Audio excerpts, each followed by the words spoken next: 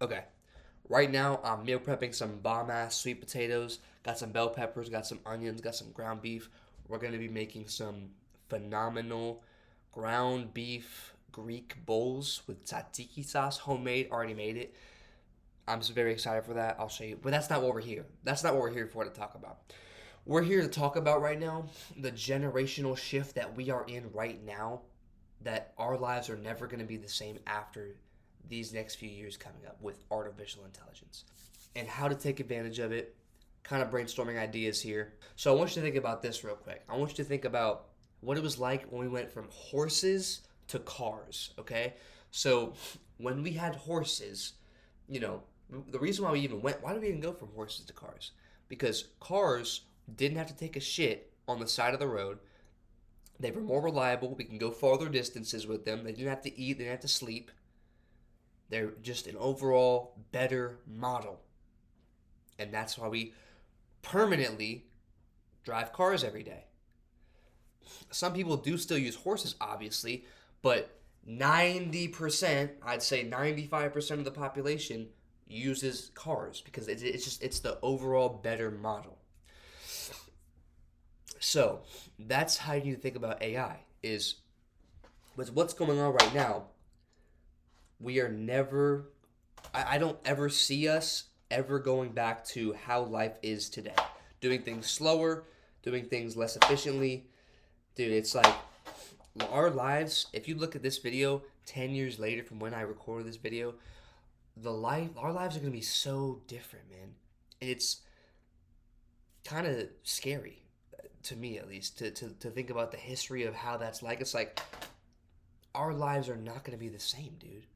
We're going from horses to cars, basically, but we're going from human jobs to AI jobs in the whole white collar space, you know? So we're gonna be using AI for so many different things. Full honesty, man. I'm it's kind of scary to me. So, but what can make it less scary is learning about it and actually understanding. Okay, how can I utilize it? How can I not be the people who are left behind when it comes to the AI bubble or whatever the fuck it's called, dude. But how can I not be left behind? How can I be one of the people who? How can I be one of the people who doesn't get left behind? How can I be the person who's like the one people are going to, the one people are seeking out for to hire or to do that? So I just watched a Brandon Carter video which sparked this whole video idea. Yes, I'm recording on Google Meet. I don't give a fuck. I don't know how to record regularly on my fucking laptop. But I watched a Brandon Carter video, and it's not what I heard was it's not AI that's going to be replacing you. It's the people who know how to use AI in the most best possible, efficient way that are going to replace your ass. So, what do we need to do? We need to become the person who knows how to utilize AI and the person who is indispensable to companies, okay? That's what needs to be done. So, how do we do that though? That's my question where I'm at right now is like, how do we even do that, bro? So for me right now, ideas that I have, right now I'm in sales. It's like a microphone. Right now I'm in sales, right? And I've been in this sales job for 5 months now. I've learned a lot. I'm getting better every single month. I'm getting better as a man, as a communicator, as an influencer, not influencer, as someone who persuades, a persuader, fuck influencer. Um, so I've learned a lot. I'm grateful for the experience. I've grown so much in these 5 months than I have in probably the last 2 years. It's different kind of growth, but so what I'm thinking is how I can use my current industry to actually use AI. It's a lot better than being left behind in this fucking generational change that we are in the middle of. It's our job to take advantage of this, recognize this, know what the future's going to know what the future's going to look like, and position ourselves, our skill sets, to match that future and be the ones who have leverage in that future. So I'm glad I just said that because I literally had when I meal prep, it's Sunday, right? This is my third week meal prepping now, and last week I made some fucking bibimbap meal prep bowls, dude, with with ground beef and zucchini, carrots, sweet potatoes. Dude, it was amazing. But what I did last week was I watched Avengers: Age of Ultron, like the whole AI shit. And what I was thinking was today I was like, well, I'm thinking about watching another movie, maybe Top Gun, maybe Civil War. But I was thinking, like, dude, we are in a generational period, like a change. We're in a generational period of our lives right now. So if I'm looking back 10 years from now and I'm permanently in the underclass of whatever's going to happen with AI, I'm not going to be like, damn, I'm so glad I watched a fucking movie on that one Sunday. Because I probably won't even remember it. But if I do something like this and brainstorm and get my ideas out there and start, trying to actually influence my future with today,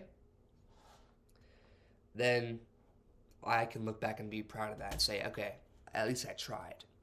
It's okay to try. Oops, I lied. It's okay to fail. It's not okay to not try. And I want you to remember that. That's Andrew Tate talking. I don't give a fuck what you think about him. He changed my entire life, and I'm not a piece of shit either. I want this video to make your ass start thinking and be like,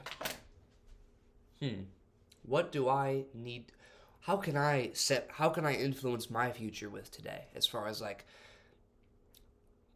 putting myself in the best possible position to succeed when 10 years from now we go from horses to cars. It's probably going to be sooner than that too. But I'm just saying, if we look at today and 10 years from now, you're going to be like, what the fuck? What is this life? You know what I mean?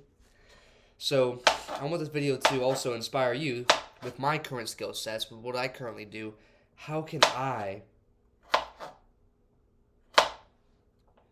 make the most out of what I have currently, or what skills do I need to learn to influence my future with today, with what I have today? So I want you to think before you don't have to, man. It's all about the future you want to have. But if you recognize this and see this as what it really is, which is a generational change of our lives, then you're going to want to do something about it. So what I recommend that you do is brainstorm. Based around my skills, based around what I have to offer, what can I do, or how can I learn to use AI like no one else can? What can I do specifically to bring value around me? Because that's what making money is all about, is giving value to others. Why do people go to McDonald's? Because the value is saving time in their mind. Meal prepping takes not that long, you big fuck. But I understand, people have lives, whatever. I'm not going to judge. But why? Why does anyone have money in the world? Because they provide something that other people will give you money for. Because they'll provide it for. They want to give you money for the value. So that's how money goes around. So what can you do that with AI and your skill sets, or what do you need to learn to be like, okay, someone will want to give me money for this. So for me, someone will want to give me money in return for a higher performing sales team and easier training. And I mean, what does that give you? What does increased sales performance do for your business? Oh yeah, it fucking rises up your numbers because they're getting better and improving themselves as sales people. So, and with AI, maybe way down the line, I don't know how long, will I get replaced? Will salespeople get replaced? Appointment setters? They already kind of are, but you still want to have that human connection, though. It's not the same as talking to, okay, do you want to set an appointment? It's like, no. Like, no, fuck you, robot. So think about what value you can provide, learn the skill sets, provide the value, build that shit, and I'll see you at the top. Fuck yeah.